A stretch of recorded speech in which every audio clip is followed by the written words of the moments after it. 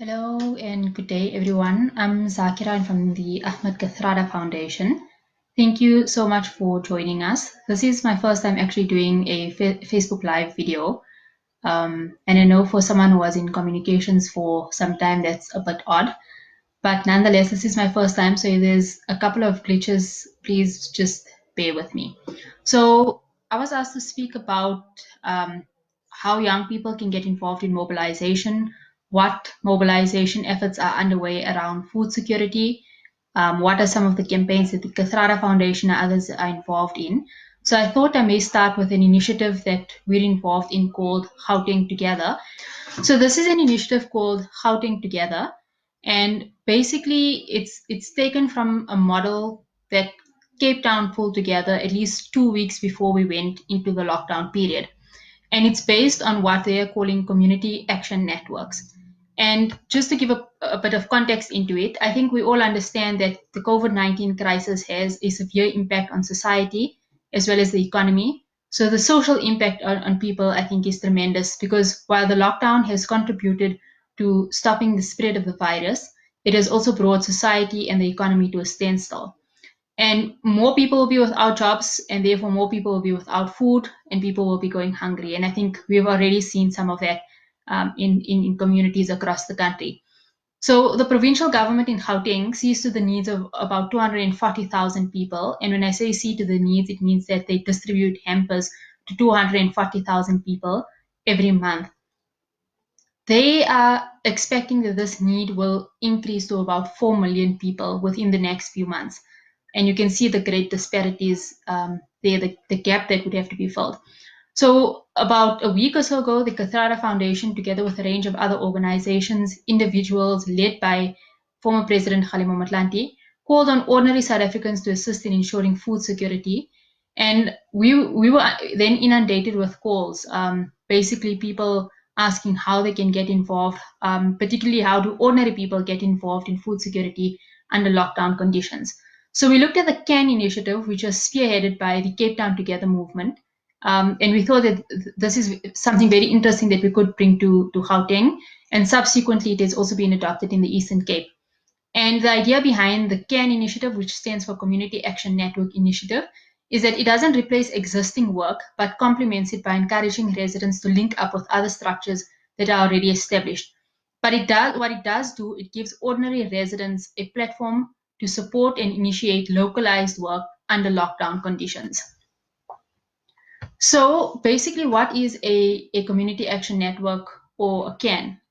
A community action network is a community-based network, so it's highly localized, in which individuals belonging to that community identify with the needs of that community and initiate action to address them.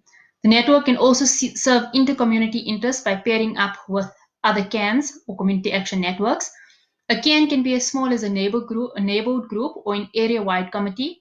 Street committees, so individual streets can coordinate with each other to form a broader neighborhood CAN. And what is the purpose of a CAN? A CAN's purpose is to ensure that there's identification of the need within communities. So it depends what those communities' needs are. It could be the distribution of food, it could be essential hygiene items that have to be distributed, and then to pair up with surrounding communities and others to support these initiatives, to put in place support mechanisms for people who are self-isolating in communities, and just importantly, I think, to spread correct information at a localized level. And then there's also all of this, I think, is underpinned by the fact that different communities will have different needs, and it's about addressing them depending what those needs are. So in essence, if we summarize the CAN initiative, we can say that it's highly localized and that people, if they do operate within this model and if they work online, that's good and well. But if they have to move out of their house, say to distribute parcels, etc., it's only within the immediate vicinity. They're not traveling out, they're not crossing highways, they're not moving across areas, and they're working within the bounds. Community responses will look different in each neighborhood depending on the needs. A CAN can be formed from scratch, but is encouraged to work with other groups. So we don't want duplication and fragmentation taking place. We want community action networks to work with localized groups. And then lastly, CANs should try to connect with other communities. So for example, in Cape Town, They've paired up cans in different neighborhoods, and those cans share information, they share resources, they share ideas, etc. So there's a few structuring principles that underpins the CAN network. So for instance, you have one of the key principles I think that the CARE model is based on is that facts are stronger than fear. Most people who get COVID-19, we know, will recover fully. They may not realize that they're infected. They may have mild, they may feel like they have a mild flu, but it's important that there's a good community understanding of the facts and that your CAN itself understands the facts associated with this virus. No one is safe unless we are all safe. I think it's underpinned by a principle that if one person in the community gets the virus, it puts the entire community at risk. But at the same time, it doesn't mean that we need to discriminate against people who are self-isolating. The CAN model is based on the idea of self-sufficiency. So we as Gauteng Together is the overall coordinating committee of all of these various CANs. We do not go and say, let's fund a CAN based in Lenasia, or let's go and fund a CAN based in Vlakfontein. It doesn't work like that. We want CANs to see within their communities how they can tap into existing resources, how they can draw on the support, for example, of local business retailers. And in the event that there is a need and they're unable to do so, then we can look at pairing them up with neighboring CANs who may have additional resources to share. And it's the idea of social solidarity. So I think very importantly with the CAN initiative, we are placing the element of social solidarity above that of charity. So we know it's good and well to go and deliver parcels and to ensure that people have essential items at their homes. But more than that, it's about creating a community-based network. It's about expressing solidarity to people who may be self-isolating. It's about ensuring that you share emotional support. It's about ensuring that you share lessons learned from your CAN with other CANs. So it's basically an activist-based model that brings to light needs within communities. And it's a community-driven needs initiative. So it's not other people coming into your community and saying, oh, this is the need. It's within your own community. Your community determines what the needs are and then takes it forward from there and tries to champion those needs. There are a few strategies that underpin how a CAN works. So it's basically, I think, at its simplest point, a CAN is not a talk shop. We don't want CANs to be gathering or everybody goes online and then all of a sudden there's a big discussion about problems in the country, etc. It's not about that. It's about picking one or two things in your community that you think can be addressed, and based on whatever resources and whatever capacity you have, you get it done. And it's about being collaborative. So we know already, for example, in Lenasia, in the place where I live, there's Sabri Chiste doing work, there's the CPF doing work. The Lenasia CAN, which was established yesterday, didn't just decide to jump into the community and say, okay, we are now in charge and this is what we are going to do and we're distributing to everyone. That wasn't the case. A long time of engagement with people, phoning up who is the disaster management committee, who are the business leaders, who are the community leaders. All of them were brought and said, look, this is the initiative that we're trying to do. Can we coordinate? Can we work with you people? Can we see that work is not being duplicated? For example, if we go and distribute in area A food parcels, for instance, you haven't done that work already. And I think that Pusi, who's part of the foundation's team as well, has done an excellent job in coordinating and bringing together people within the community. CANs are meant to be based on a highly safe model of working. So there's specifics around everything from the way you package parcels to the way you distribute those parcels to how you interact with people. And I mean, there's a lot of thought and thinking has gone into, I think, just outlining all of the rules and regulations. So some of the basic principles, I think, would include following official guidance and regulations at all times, including lockdown regulations. We are currently in engagement with the Department of Social Development to see how CANs could perhaps get permits if and when necessary. Meet online rather than in person, but we know that sometimes this may be difficult because of data, etc.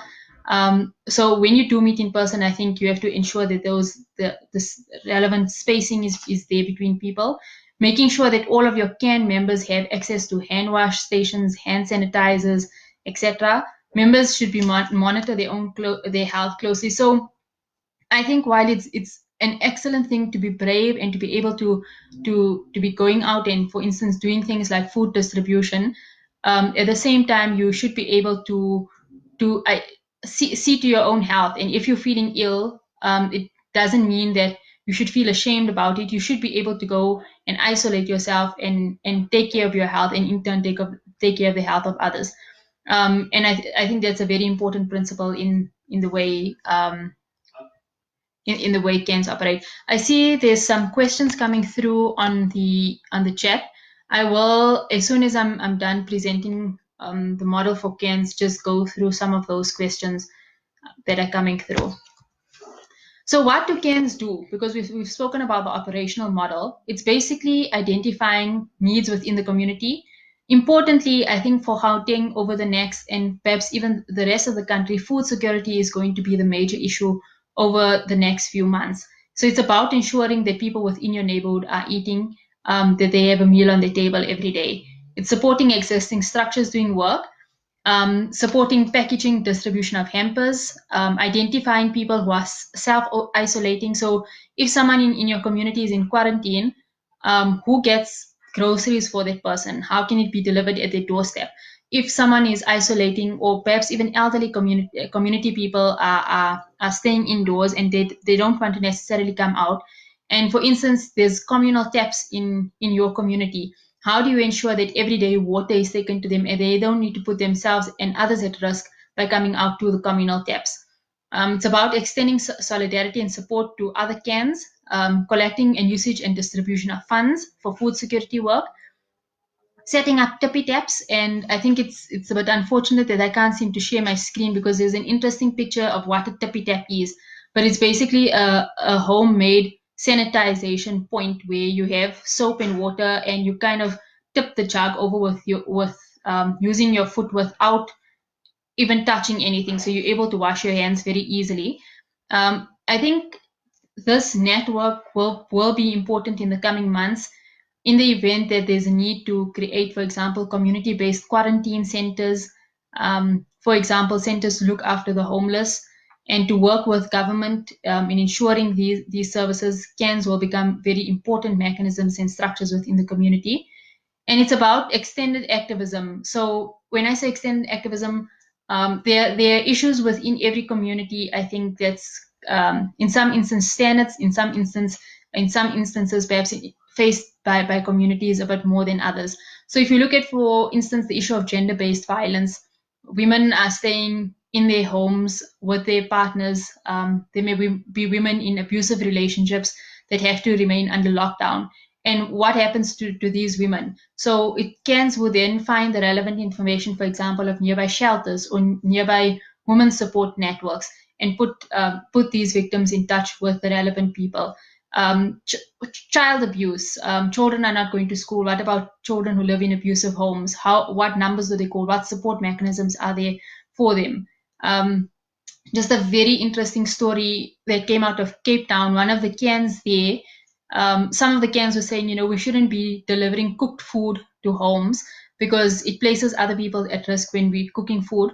But one of the CANs actually decided that they want to give children within the community a cooked meal every day.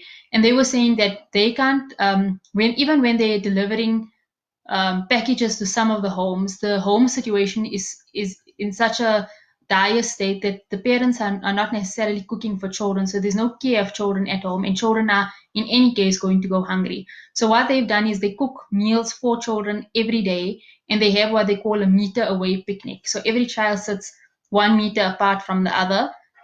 Every child has their box of food or plate of food put in front of them. They eat, and they're then expected to go home. So there's that type of work that I think should also be considered. There's rights-based abuses. I think everyone is concerned about having increased police presence, increasing military presence within communities, and there's a need to monitor that on an ongoing basis. And then there's issues of price inflation, prices being put up of essential items, and monitoring those type of things. I think there's also broader issues of inequality. So for example, there's someone who we know from the Kathrada Foundation who is living in a particular community where for months, council hasn't been able to reconnect the electricity. And under lockdown conditions, that makes it extremely difficult. You can imagine people can't charge their phones, they don't have fridges, they don't have heaters, they don't have kettles.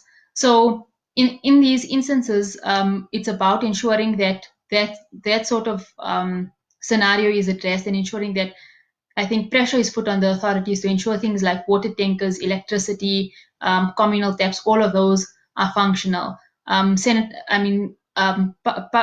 Public toilets or toilets within communities where people have to share, that those are regularly emptied, etc. And then it's about sharing of accurate information in ways that's accessible to communities. There are quite a few benefits of the CAN network, because people often ask us, are we not duplicating work? There's already this kind of work happening in communities. But our answer to that is that as the need increases, there's no one organization that's going to be able to address all of the issues across the province and across the country as well. I think we're still going to find an immense need. People are going to be going hungry in the next couple of weeks. And I think you have different categories of people. You have, for instance, people who may be receiving their SASA grant, and then you have others who were working and not perhaps receiving a grant and are now out of jobs because of the lockdown, because of the economic situation, that don't have any income, not even a grant coming in. So I think we're going to be seeing an increasing need, and the more initiatives that are underway, I think the better it is for society, so long as there's some sort of system in the way these initiatives are carried out. Existing organizations can register as a CAN. So an existing organization can simply register themselves or the people who are doing work as volunteers and constitute a CAN within a particular area. That includes mosque groups, cultural groups in areas. You can mobilize your volunteers from there. This network and the tech systems that we're trying to build around it is that it will allow for the mapping out of where CANs are based in Gauteng. So we would know there are 10 CANs in and around Johannesburg, 12 CANs near Pretoria. So we can see where work is taking place and where there are serious gaps. And I think we want to kind of do the same thing with NGOs as well, to see where there's work being done on the ground. Then CANs serve as a ready base of volunteers for other initiatives. So, for example, in the Lenasia community, disaster management has some initiatives underway. CAN volunteers can fill strategic roles or can help disaster management with some of their work. And then CANs will look at best practices and draw learning experience from this. So basically, that's what if, for example, there's a CAN in Tembelihle that's doing excellent work in setting up sanitization points, for instance, how can this be replicated in other areas? And because this network is now being built in Gauteng, Western Cape, as well as the Eastern Cape, we think there's potential for other provinces as well. It can basically be a basis for interprovincial connectivity. So how does CAN operate? It's basically has a working committee. So there's a working committee under an umbrella organization, if you may, called Gauteng Together. Gauteng Together has a data and analysis committee. It has a communications committee. It has a tech committee, and it has an information and education and training committee. So what basically happens is that I would register my CAN. I'd go onto the website, register a CAN, or register to be a volunteer for CAN. The tech people have built the systems to capture this information. This information then goes to a data analysis committee that says, oh, okay, there's 5 people interested in joining a CAN in Finetown, but there's already an existing CAN that has been set up. So let's link up the existing CAN with these 5 people and see how they can work together. That committee will also say, you know what, Finetown is struggling to, for example, get 500 soaps sponsored for 4 people. But at the same time, there's the Zaakirah Park CAN that's looking at doing work in a neighboring CAN because they have additional resources. Let's see how we can link these 2 CANs up, for example. Then there's communication, so all of the Facebook page, the moderation of information, dispersing of factually accurate information, just the type of content about and the thinking about the broader messaging about this particular operation. And then Irfan, I think many of you would know Irfan, one of the youth leaders from the Kathrada Foundation. He's part of the education and information sharing department, and what they do, this particular committee, is pull together all sorts of information. So how do we package food in a safe way? How do we build tippy taps in communities? How do we ensure that that we do safe neighborhood distribution? How do we see to the elderly? And all of this content is pulled together. And say, for example, you have Fine Town that is now set up again, but people want to know, okay, now that we've set up again, what do we do from here? So what you would basically do is what you would basically do is go to Irfan and them and try and engage with them, and they would be able to set up some sort of a training course or training module for you to go through. They if I'm sorry, if you can just bear with me, I'm going through the slides that are set up, which you can't see. But basically, what we're saying is the interprovincial connectivity is, I think, one of the final benefits that they are, because you can we can learn from Cape Town in the same way that Eastern Cape can learn from us, or we can learn from Eastern Cape. And just to add that this model is quite it follows basic activism, street committee organizing type of models, but it's very new in that it's been done under lockdown. It's the first time people are sort of carrying out this work under lockdown conditions. And when you do the sort of thing under lockdown conditions, you have to learn by trial and error. So with the Cape Town group, we speak to them regularly, and they tell us, you know what, it's taken them they started 2.5 weeks ago. It's taken them at least these 2.5 weeks just to refine some of the operations, to learn what works, what doesn't work. There's always going to be trouble. There's always going to be problems. There's always going to be things that don't flow smoothly. But I think at the end of the day, the basic idea is that these cans have long-term benefits for communities. It allows people. Government is not going to be able to come into a particular community every month and ensure that people have food on their table. Organizations who are doing aid work don't have the capacity to go street to street, knocking on people's doors, finding out if people have food or not. But if you are a neighborhood committee, you have that full-time capacity. You have that insight and knowledge of your community that other people don't have. And you can be an activist in ensuring that the people within your existing community are seen to, that their needs are seen to, and you can be that conduit basically of information, of food, of resources from existing structures, from government, from wherever else it's being found, and you can draw that into your community. Just very quickly, how do you set up a CAN? So you identify a core set of volunteers in your community or your organization. For young people, I think it's important to get a mix of people. So the AKF youth, for example, you may want to draw some people from your youth structures. You may want to draw some people from perhaps the CPF networks in your area. Maybe they are women's organizations or organizations that look at leadership training, or social workers in your area. Draw these people into a coordinated group. You designate one person to be the administrator of that group, and that person is basically the one who interacts with the Gauteng Together committee. Then all of you as volunteers would register onto the Gauteng Together website, and I'll provide the details. At the end of this, it's www.gautengtogether.org. I will share that as well. And you fill in the get started form. It will ask you whether you're an administrator or not. You basically follow the steps. If you are an administrator, you say yes. If you're just a volunteer, you say no. You will then be contacted by our team, the Gauteng Together team. So if you volunteer as an administrator, you're going to be sent what we call a starter pack. A starter pack will tell you basically how to start up CAN, what's the next steps to do, etc. If you register just as a volunteer, we're going to link you up with your neighborhood CAN to say, okay, so-and-so from Lehigh has registered a CAN, but at the same time, there are 5 other people from Lehigh that are interested in joining. Let's link them all up, and they can then establish the CAN in the area. And then I think just for more details, there is a Facebook page. It is called Gauteng Together on Facebook. So do search for it.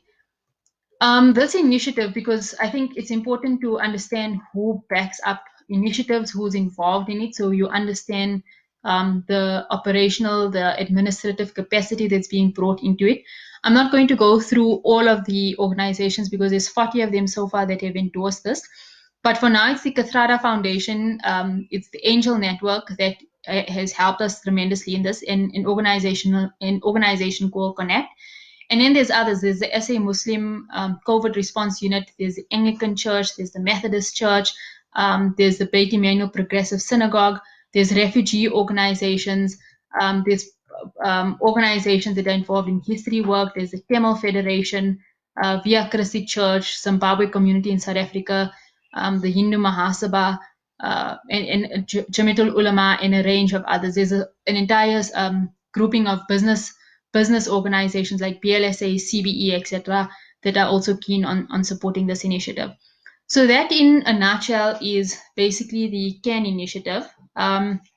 What I've also been asked to do is to speak about some of the other initiatives that are underway, but I'm just going to quickly look through the questions to see if there's any that have come through around the CAN initiative specifically. So Innocent says, I understand that needs to join the charity, but to focus on supporting civil society communities. Can we include education in our planning? Certainly, I think education is a very, very big part of CANS. There's, I think, just having young people and the role that they play in sharing correct information with communities is extremely important. Young people often have more access to technology, to WhatsApp, to information that's coming through. And when you have reliable information that's coming through your systems and you know it's 100% accurate and credible, you can take that to your community. You can conduct training sessions in a safe environment, be it online or in a very spaced out area for volunteers. So education and training is essential. And I think just bringing in the civil society element into that is essential as well. Okay, since you're talking about victims of children or human abuse and the elderly who needs help, is our role to identify those people in our communities. I think as a community activist, it's important to understand the model that we're proposing here, and that's a street organizer model. So in my street, for example, if one person is designated as a street organizer, they are meant to collect all of the WhatsApp contact numbers of people living in the street. So send out a message, for example, on your community group saying, please give me your contact details. Or if you can go in a safe way to people's houses or ask others in the neighborhood, phone up people and say, where do you stay? This house on the street, this house on the street. These are the people who live on my street. That can include the elderly, etc. Once you are, I think, identified as a street leader, perhaps someone in the community will come to you with information that so-and-so is being abused. How do we get help for the person? I think in communities, people tend to know sometimes what's happening in the neighbors' houses. They can maybe hear the screaming. They can hear the chaos happening.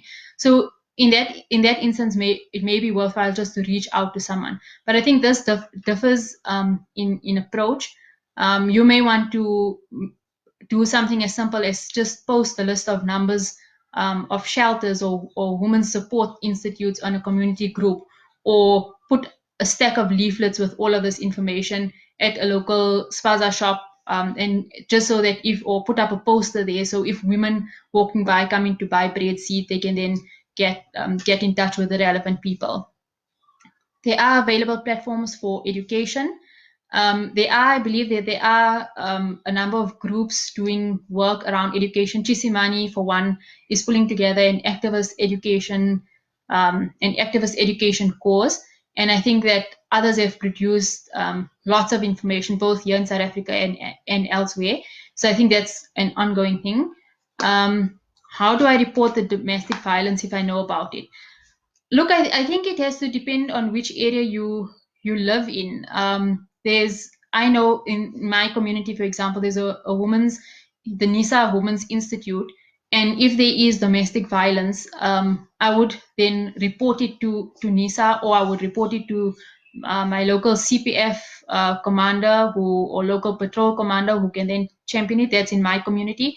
In other communities, it may be worthwhile. You could report it to a church person, for example, who may be a community leader who could take it up. So I think different communities may have different mechanisms. Others may want to engage with the victim directly. So I think it would have to be an individualized process. But if you do know about domestic violence, I think the legally perhaps one of the best routes is to report it to the relevant authorities, the police, etc. Vodacom has a free system for all grades. How do I go about sharing the link between peers? I'm not too sure about that, but I think that speaks to the issue of education.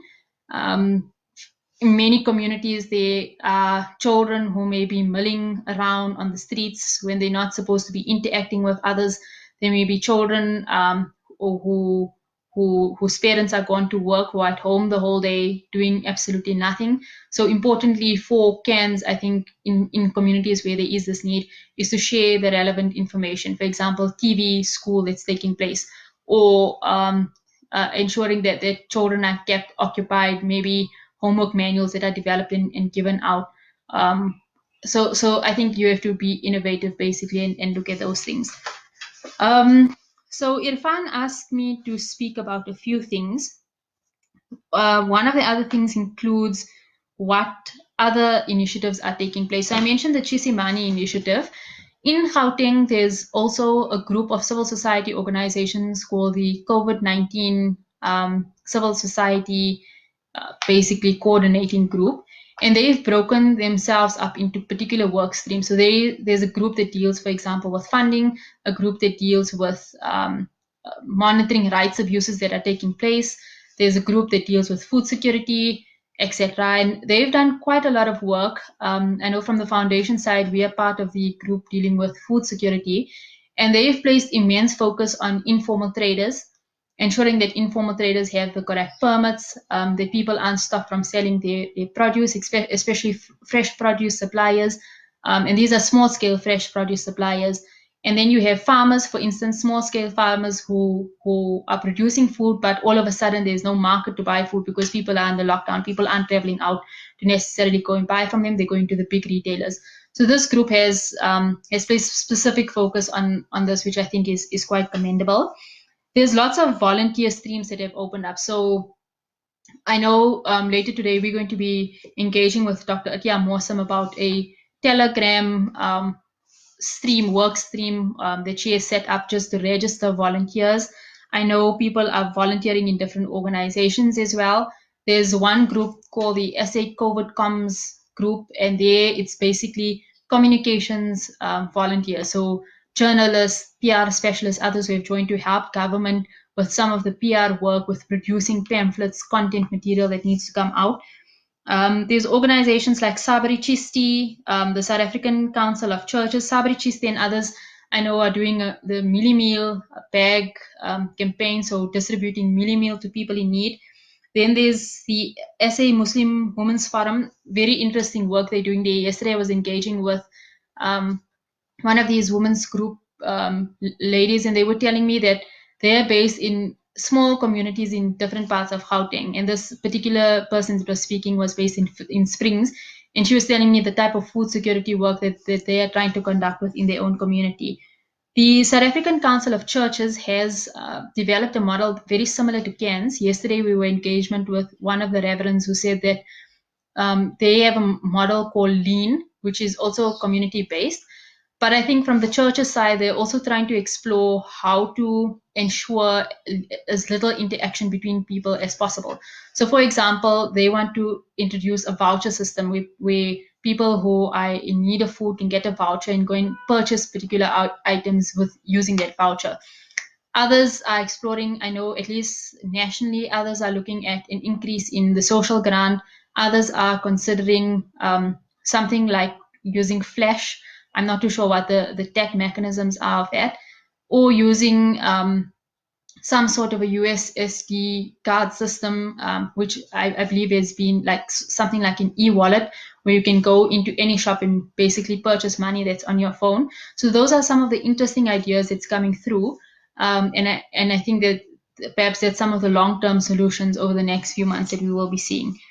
The Tamil Federation, I know, has been quite active in work as well. And then you have a range of medical-based organizations. So Medicine Sans Frontiers, Gift of the Givers have been doing, for example, testing at a reduced rate. You have other organizations, the Salam Foundation, Ashraful Aid, that have been specializing in, for instance, giving hazmat suits. Those are those all fully covered suits to hospitals, masks, gloves, essential medical supplies. So there's that type of work that's underway already. But I think underpinning all of this work, it's very important to realize that at its heart, it's people. So sometimes with the work that I'm doing, it's very administrative because it's at the Gauteng Together committee level, and you tend to forget that the work that you're doing has sometimes a direct impact on people's lives, and it's about people not being hungry, not starving to death, and that's at the core face of what it is. That's what this is about. So just to give you an example, several days ago a colleague of mine contacted me and said that someone who once worked with us some time back phoned in tears to say that she was starving. Her family had absolutely nothing. Her husband had stopped working because she is not from South Africa originally. She wasn't getting an income grant, and she had recently given birth, but she had stopped breastfeeding the child because she was planning to come back to work at some point in time. And the child was starving, she was starving, her husband was starving. And that just put in perspective, I think, the immense and the urgent need that's out there. And I think the quicker community networks can be established, the quicker they can be strengthened, the quicker that people can be helped. I think that's the type of action that we need to be moving on now. I'm going to pause before I go through the final segment. So let me just check the comments coming through on the chat. Okay, would the CAN initiative be focused on the quarantine period only, or is this a kickoff for something that would be carried on even after? Zidane, I think that we are looking at. I mean, the initial idea was, I think, to look at the urgent need, which is so maybe in phases. That's the lockdown period. However, I don't think our economy is going to recover after the lockdown ends. So in a month's time, we're still going to be stuck with an immensely compromised economy. People are putting estimates between, for example, 8 and 12 months for basic economic recovery. So within those 8 to 12 months, I think cans would certainly have to still be operational. Again, it depends on needs within your area, how those needs may change, and addressing those needs on an ongoing basis. So we are seeing it as more of a long-term project. Thereafter, I think after the COVID-19 crisis, and I think sometimes we can't even imagine a post-COVID-19 period, but the post-COVID-19 period, I think these scans could serve as essential community networks, community activists, grassroots sort of mobilization structures that look at dealing with inequality on a more long-term basis. So if your CAN, for instance, has been mobilizing for water tankers in your community, there's nothing stopping that same group of people post COVID-19 looking at organizing, for example, better sanitation in your community. Or if a CAN is monitoring human rights abuses or gender-based violence in the community, there's no reason why they should stop post COVID-19. Those structures have the potential to work towards greater equality in addressing some of the severe gaps, I think, equality gaps in our societies. Let's just see more questions coming through. So, Bali, how often does the CAN initiative operate in a year, and does it operate on the same day in every area township? Bali, I think we're just in the formation stages of CANs. So CANs are meant to self-initiate, meaning that in a particular area, someone is meant to register and say, I want to start a CAN in Lolly, for example. It's registered, volunteers join in. That CAN makes the decision how it operates. So if that CAN wants to distribute parcels every Wednesday, it's entirely their decision. If the CAN wants to do a once a month feeding scheme, soup kitchen, that is up to that CAN. I don't think we've come to a year as yet. We are only operational for a week. In fact, we only formally launched here in Gauteng yesterday. So I think we would have to see how it goes and how individual can take that up. From Klompo, the issues of gender-based violence also need to be entertained by law enforcement agencies beyond our involvement as activists. How do we work around it as we've lost confidence in our own selves? Klompo, I agree that as community activists, there are some limitations when it comes to dealing with issues like gender-based violence. However, and I think now, especially because the police and police force and other law enforcement agencies, I think are under severe strain dealing with not only the existing issues, which we know were tremendous, but the additional strain of dealing with issues emerging during the lockdown period. So I think there it's important to ensure that perhaps CPF structures may be stronger in your community. There may be women's groups, I think, which are critical and essential to this. So just looking out for those gender-based violence groups within your own community who can assist. So especially women's shelters and others. In terms of the police itself, I think your job as an activist is to ensure that that matter is taken up. So if someone goes to a police station and registers a gender-based violence case and the police refuse to take it down, your job as an activist is to ensure that there's noise made about that. You put it on social media. So-and-so is going to register a case of rape. No one has entertained it. No one has taken it down. What's being done? Your job is to phone then your counselor to say, hey, can you help us with this case? Or to phone maybe women's activists in your area and say, we need to go and demand or somehow put pressure on the SAPS. So you have to think of interesting methodologies to try and champion particular causes. How do I help while I adhere to the regulations? Interesting question. You can volunteer to be a CAN. You can register to set up a CAN. That's how you can help. You can volunteer by adhering to regulations. So, for example, if you in your CAN are given the job of looking after 3 elderly people within your community, you do have, under the current existing regulations, the right to go to a shop, let's say ShopRite, and buy essential items for yourself, right? So you go to ShopRite and you buy 1 pack of rice, 1 bag of mini meal. There's nothing stopping you from going to your elderly neighbor and saying, look, I don't want you going to ShopRite because it's dangerous, you're old, etc. Give me your money or let me buy it and you can pay me later. Go and buy for the elderly person. Come back home, ensure that everything is sanitized, the packets are sanitized with chicken water, for example, and leaving it outside on your elderly neighbor's stoop. The person just needs to open the door, put the money out for you, take the stuff in, etc. So there's very easy and simple ways to do this. When it does require you, for example, getting delivery trucks to try and deliver food parcels to people, it gets a bit more complex. There may be permits needed, and that's something that we are currently giving thought to. Is it essential to register on Gauteng Together in order to provide skills or to assist in linking the network of communities, especially in identifying and outreach of the gaps, of the gap areas? I think it's not essential because people are already doing the work. But if you want to be part of the formal CAN network, it is essential. We would highly recommend it because it helps individual CANs tremendously because there's an organizational base to work within.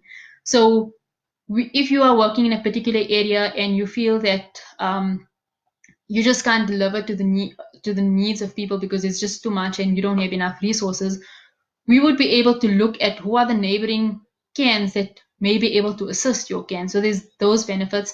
You'd be able to share from our, for example, training manuals that we establish, or the type of information packages that we prepare, we'd be able to send through to you. So it has added benefits if you do register as a CAN. I try to help people in my community register for government food parcels as I don't have the power to provide for the needy too. Tabi, I think that's an excellent initiative. However, we are getting insight from government that they are coming under real pressure every day. And I know someone who tried calling the government line for food parcels and was put on hold for a long, long time. There's a lot of backlog from my understanding. I'm not too sure if they've managed to sort some of those things out now, but I mean, those are things. That's precisely what community activism is about. It's about putting people in touch with the right groups, with the right initiatives that are taking place. So even if it's not government, there may be, for example, an NGO in your area that's doing similar work. It's about giving people those resources to access resources for themselves. What do we do with our brothers and sisters who are not South Africans but living in communities, since most of the food parcels are strictly for citizens? James, I agree with you fully. This is an extremely worrying factor.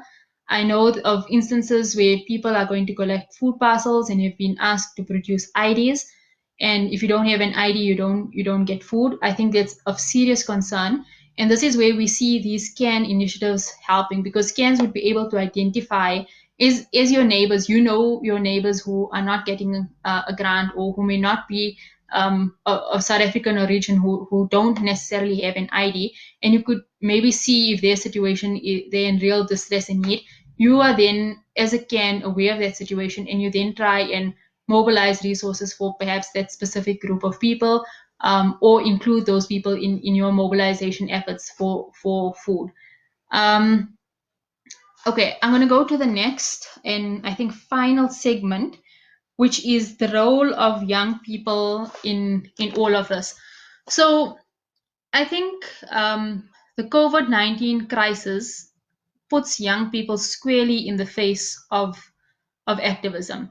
I think just with the climate crisis, for instance, right, we saw how young people became the face of the climate crisis campaign, because young people were telling older people, you guys are destroying the world. You are polluting every day, but at the end of the day, this is the world we are going to inherit from you, and therefore we are now taking charge of the situation, and we're telling you that this pollution, this ongoing crisis is unacceptable. So I think similarly in this instance, young people are quite naturally, I think, going to be the key people who will have to activate and who will have to do work around COVID-19. And there's some very practical reasons about it. I think the older you are, the higher risk you put yourself in if you interact, if you do work outside your house. So older people should be self-isolating. They shouldn't be going outside interacting. They shouldn't be packaging parcels for people, for instance. That's not saying that they can't do activism work. They should be doing that, but I think they should be cognizant of their health as well. So young people naturally, I think, become the activists in this. Just to give an example, in one of the CAN starter pack documents, what they say is that young people should ideally be street organizers. So if you are going to go to say 10 or 15 neighbors on your street, and knock at their doors and say, "Hi, I'm from Ken. Stand a safe distance away. Take down their number. Can I please put you on the street database, just to know if there are any issues, whatever. I'm your contact person. Contact me." That specifically calls for a young person to be doing that, and a young person who is ideally staying with other young people and not necessarily staying with very elderly people or people who can get easily ill. So I think that's the one thing. The second thing is, I think young people, it's important to understand stats in South Africa. We do have a very young population. So there again, the base of people that are going to be dealing with this crisis are young people. But at the same time, how many of our young people, I think compared to other countries, there may be additional strains that are not necessarily have not been considered. So one is tuberculosis, HIV/AIDS, and existing poor health infrastructure that may severely compromise young people in the type of work that they're doing. So I'm just saying, putting that out to frame some of the discussions around youth. However, I think that young people have a very important role to play irrespective of that. That's the general context. I was reading an article earlier that spoke about very simple things that young people can be doing. Number one is to provide companionship. So there are so many people, for example, in old age homes, or people who are living at home, and this lockdown period means for them that they can't go and visit their neighbor, they can't go to the shop, and speak to to their friends there. They can't go for tea to other people. So just giving the elderly a call every day. Hello, how are you? Are you okay? Have you taken your medicine? Do you want me to go to the pharmacy and get your medicine for you? I think that sort of thing is important. Young people are the champions of accurate information. So when you get a video on your phone, you have a choice of whether to forward that video without checking whether it's accurate or not, or chance to verify it, because you are able to do that with your cell phone. You're able to check if, for example, the article is saying that the president is speaking at 4 o'clock. You can go and check on Twitter, on Facebook, the presidency's website to see if it is indeed true or if it's false. You can then put out the correct information. So as a CAN member, you can then circulate to all of your community WhatsApp groups to say, you know what, all of this is false. The president will only be speaking tomorrow at 10 o'clock, for example. Or you can print out, for example, or you can design a poster that you can put up at a local shop with all of the elements on how to combat the virus. Stay away from other people. Stay at home as far as possible. Wash your hands regularly. You can do that type of information when it comes to the virus. Effective care around mental wellness, particularly. So this period, I think, has brought about serious issues around mental health and wellness. People are, in some ways, almost locked up in their homes with people, and that can put a person under immense mental strain. Similarly, stress around losing one's job, for example. So if you know in your community someone who is a psychologist who's willing to assist, who's maybe willing to call people up every day and speak to them for a bit, that's something you can do. Young people have been at the forefront of innovating technology. So I think it was a young person in one area that developed the kind of drive-through COVID testing station stuff. So I think that's an important thing. Young people, perhaps with medical background or with scientific knowledge, doing research in it. Young people being the basis of community strength through the ideas of cans, food units, etc. And young people being at the core phase of engaging those who are vulnerable. In our own communities, I think very important for the AKF youth is young people at the forefront of ensuring that communities are not discriminating. We know that the AKF youth has done extensive work, for example, around anti-racism, anti-xenophobia. Someone raised the issue of people who are not South African citizens being denied food. Those are causes that we can champion in this way, but in manners that's safe. I don't think that there are any questions that have come through. You just see the chat, and we have 5 minutes left. So I'm going to ask if there are any questions or anything that you'd like to find out about. Please do post it on the chat, and I'll try and answer to the best of my ability. In my community, old people are doing everything they can to get food parcels, like signing anything and giving their ID numbers to different parties. How can young people assist old people not to get robbed? So I think two issues there. The one is political parties. We are certainly getting insights that political parties in some communities are using the food parcel system to distribute only to members who are affiliated to their party. So they're using it basically as a bargaining chip in some ways. And I think young people can challenge that sort of thing. If, for example, a ward councillor is using party political affiliation to give only to people from particular political parties, that's something that you can challenge within your community. Number two, how can young people help assist old people not to get robbed? I think a simple thing like helping old people to do their shopping for them. You as a young person could help them deliver their stuff to them.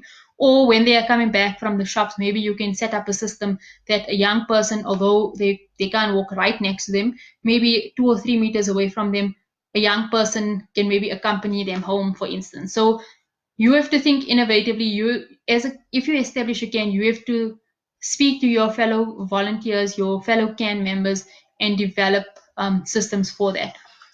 I'm really worried about the education system in townships. I'm also worried about homeless people because we still have people who haven't found any shelters, and it's hard for them to get food. Crime is becoming a thing in our townships. Few days ago, we tried to communicate with our councillor in Orange Farm about soup kitchens for the homeless. Still today, we've been waiting for permission. We were to contribute from our own pockets as youth. What do we do now? I think those are very good questions, and it's, I think, very heartwarming that you are putting in efforts already to try and deal with this. Education systems in townships, I think one of the ideas perhaps would be to, as a can, speak to 4 or 5 teachers that may be living in your community. Find out from them if they can help develop a structure where young people are given work to do every day, right? So perhaps they can follow particular modules, or speak to a local school principal and find out how would it be possible to get young people their work. I know in some communities they're doing that via the internet, etc., but there may be some challenges with access to data and with access to laptops or to smartphones to do that type of work. So look at other ways in your community. There can maybe be a worksheet a day that children are meant to fill in at particular grades. So consider all of the options there. Crime is becoming a thing. Few days ago, okay, so your counselor is not going to necessarily be the one to start a soup kitchen or to give you permission, right? There's different methods to apply to social development for permission. If you are unable to do that within your general locality, surely there should be someone who has a kitchen, whose house kitchen you can use to prepare meals, for example, as volunteers. Or maybe every second house can decide they're going to prepare particular meals within a sanitary environment and they're going to take it to the homeless, for instance. Or you can go to maybe your local ShopRite store or your Spaza shop and say, look, ask people for every loaf of bread that they buy, can they put aside 50 cents that we can use to to pull together something? Maybe one meal you can generate using all of the cents that's gathered from the community, or you can ask the shopkeeper, for every 50 cents that's put down by a resident, you put in R1 to help support this initiative. You can go to maybe Spa or ShopRite and say, we from this community, we support your shop every day. Please give us 20 hampers for people in our area. When it comes to the homeless, I would strongly advise speaking to your local disaster management committee. There should be sites identified for people who are homeless, and it's very important to engage with law enforcement. So in our area, we know the command center person who's handling disaster management. See if your ward councillor or others could share those details with you, or perhaps other community activists, and try to get in touch with them. But again, maybe your Ken will decides that's the one thing that they want to champion, to ensure that homeless people have a place to stay every day. Maybe you can ask a local school if homeless people can use one of the classrooms or 2 of the classrooms for the duration of the lockdown. So those are the things that you can consider. I see Bongani saying political parties. Yes, political parties as well, I think, have been using this. I mean, political parties, I think, play an important role in terms of educating their own constituencies, but at the same time, they can be the negative role where they, use party affiliation to give to particular people only. So just to be aware of that. We've reached the end of the hour, so I'm going to do two quick things. One is just share the information of the website. So it's gautengtogether.org. You can log onto it and learn a bit more about the cans. I think that's it. I'd like to thank you all for very interesting questions that I think prompt us at Gauteng Together to think more carefully around some issues, to provide better guidance to people and better insights perhaps. And just to say thank you for joining this chat. Please stay safe. And remember that as young people, you are at the forefront of tackling the impact of COVID-19, I think the social impact. And as activists, because many of you are already part of activist structures through the AKF youth, etc., there's still a way to be an activist even during lockdown. So thank you very much for your time, and thank you to the AKF youth for organizing this.